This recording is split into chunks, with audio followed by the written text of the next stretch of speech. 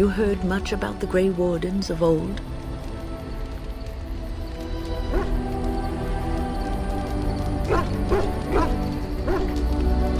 Griffins.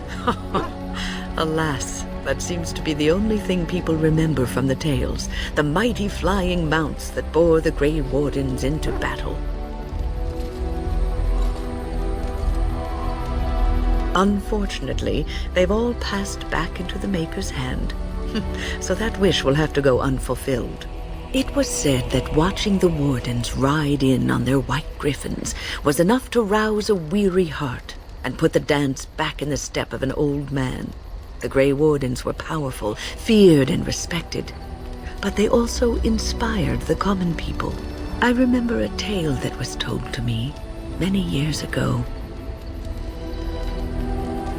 Maker's mercy, it's like talking to a child.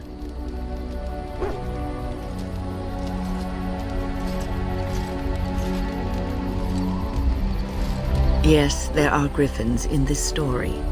The blight had ravaged the land for months, and the armies of the great kings had amassed for one last stand. As the sun burst through the clouds that boiled and churned in the dark sky above, it illuminated a vast, seething horde of darkspawn, with the archdemon at its head. And it was then, when courage seemed to fail, and all lost to death and despair, that the Grey Wardens came. They arrived with the beating of wings like mighty war drums and stood before the armies of men. Yes, Griffins. Now listen to the rest of the story.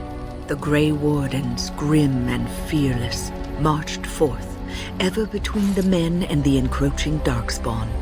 They formed a shield of their own bodies and held that line until the archdemon was dead and the last darkspawn lay trampled in the dirt.